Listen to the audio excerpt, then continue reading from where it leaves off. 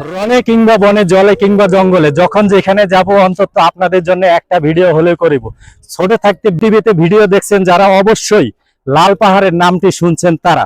তো আজকে আমি একদম চলে আসছি সেই লাল পাহাড়ের একদম কাছাকাছি আমি অবস্থান করতেছি। তাই ভাবলাম যে আপনাদের সঙ্গেও আমি এই সুন্দর মুহূর্তটাকে আপনাদের সঙ্গে আমি শেয়ার করি। তাই আমি চলে আসছি আজকে লাল পাহাড়ের একদম পাশে। যেহেতু আজকে ভিতরে যাইতে পারবো না, তেমন সময় নেই আমার হাতে। যদি আমার কখনো আবার যদি সময় হয় তো অবশ্যই আপনাদের আমি সেই বিডিবি যে লাল পাহাড়ের কথা শুনছেন আপনারা ভিডিওতে, ছবিতে, সেই ভিতরে আমি নিয়ে যাবো। আজকে আমি ভিতরে নিতে পারবো না, তো আজকে এখান থেকে আমি আপনাদেরকে দেখানোর চেষ্টা করবো আসলেও যে এই পাশে রয়েছে। আরেকটু এদিকে আসেন ভাই, এই পাশে এই যে এটা দেখতেছেন, এই যে পাশে দেখতেছেন, এটা হলো লাল পাহাড়ের এরিয়া। পুরোটা একটা এরিয়া, বিশাল বড় একটা জায়গা আছে। এই পাশে আবার টং আছে, যদি আপনাদেরকে যদি দেখানোর চেষ্টা করি আমি, যে এই পাশে একটা টং আছে, এখানে ওয়াচ টাওয়ার। এটা এখানে বাংলাদেশ আর্মি যারা আছে, এখানে ফায়ার রেঞ্জ, ভিতরে ফায়ার রেঞ্জ, এখানে ওরা ট্রেনিং আসে অনেক সময়। আজকে এখন বর্তমান নাই, না হলে শব্দগুলো আপনাদেরকে আমি শোনাইতে পারতাম। আমি যতটুকু পারতেছি আপনাদেরকে দেখানোর চেষ্টা করতেছি।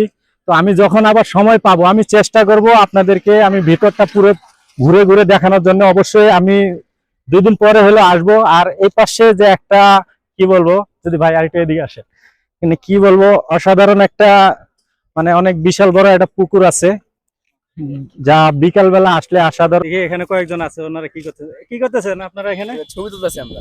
যাই হোক, কেমন লাগতেছে? আপনার কারো যদি কখনো যদি মন খারাপ থাকে, আপনি বিকেল বেলা বেরিয়ে পড়বেন নদীর ঘাটে বা কোনো পুকুরের ঘাটে বেরিয়ে পড়বেন, তাহলে আসলে মানে অন্যরকম একটা ফিলিংস আসবে, আপনারা আসলে বুঝতে পারবেন। তো এখানে অনেকে আছে এখন, যেহেতু বিকেল বেলা অনেকে আছে, ওই যে ওই পাশে খেলা করতেছে, ফুটবল খেলতেছে, ছেলেগুলা ফুটবল খেলতেছে। খেলার জন্য কিছু জায়গা আছে শহরের মধ্যে, যেহেতু তেমন বড় জায়গাও নাই, অল্প কিছু জায়গার মধ্যে ওরা খেলতেছে। যাই হোক, আমি সময় পেলে আপনাদেরকে আবার লাল পাহাড়ের ভিতরে নিয়ে যাব, সব ঘুরে ঘুরে দেখাবো। এটা কি গাছ ভাই? হিজল গাছ। হিজল গাছ। যাই হোক, গাছটা আসলে মানে আমি যদি কাছে যাইতে পারতাম আরো, আরেকটু যদি অনেক মানে কি বলবো, কি বলা যায়, আপনি একটু বলেন তো ভাই। আমার এক ভাই আছে। আচ্ছা যাই হোক, এখানে বলেন, আপনি ক্যামেরার সামনে না যান, ক্যামেরার পিছন থেকে বলেন। এই যে হিজল গাছটা আছে, হিজল গাছটা তো বর্তমানে প্রায় বিলুপ্ত। ওদিনকে শেখ হাসিনার একটা ইসে দেখছিলাম যে উনি হিজল গাছ লাগাইছে ওনার গণভবনের ভিতরে। তা দেখে মনে পড়লো, তাই আর কি এটা দেখে মনে হলো। কারণ এখন অ্যাভেলেবেল দেখা যায় না, আগে তো গ্রামে প্রচুর ছিল, আর এখন আমরা শহরমুখী, যেহেতু শহরে তো নেই, আমরা এই জন্য শহরের আশেপাশে আছি বলে একটু 2-1টা হিজল গাছ দেখা যায়। আর হিজল ফুল দিয়ে মালা গাছে নাই, গ্রামের ছেলেরা মেয়েরা তো মনেই পড়ে না এরকম। যদিও এখনকার শৈশব আর তখনকার শৈশব একটু আলাদা, ঠিক আছে। আমাদের শৈশবটা অনেক সুন্দর ছিল। ঠিক আছে ভাই, অসংখ্য ধন্যবাদ মাসুম ভাই, যেহেতু কথা বলার জন্য সুযোগ করে দিয়েছেন। আসলে এটাই লাল পাহাড়। আসলে লাল পাহাড় বলতে যেটা বোঝায় সেটা হলো ফায়ার বার্ড, মানে এখানে সরকারি যে ইয়ে আছে আপনার আর্মিদের, সেই আর্মিরা এখানে আপনার ফায়ার যে ট্রেনিং করে, সেই ট্রেনিং এর জায়গা হলো এটা।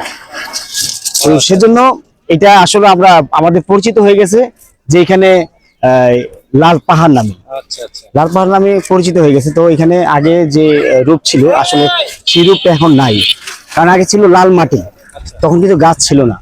আর এখন দেখেন প্রচুর গাছগাছালি, মানে প্রাকৃতিক সৌন্দর্য আরো কিন্তু বেড়ে গেছে।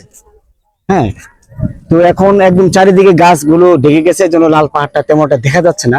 আর মানুষজন তেমন যেতে পারছে না, কারণ হচ্ছে চারপাশে ওয়াল করে বাউন্ডারি করে এটা আটকে দেওয়া হয়েছে। কারণ এখানে অনেক অকারেন্স হয়েছিল, সেজন্য এটাকে মানে আটকে দেওয়া হয়েছে। যাই হোক, আপনাকে অনেক অনেক অসংখ্য ধন্যবাদ। আপনাকে ধন্যবাদ। তো ভিডিওটা যদি আসলে কেমন লাগছে আপনারা অবশ্যই কমেন্ট করে জানাবেন, আর যদি বেশি ভালো লাগে তাহলে অবশ্যই শেয়ার করে দিবেন। সবাই ভালো থাকবেন, আসসালামু আলাইকুম।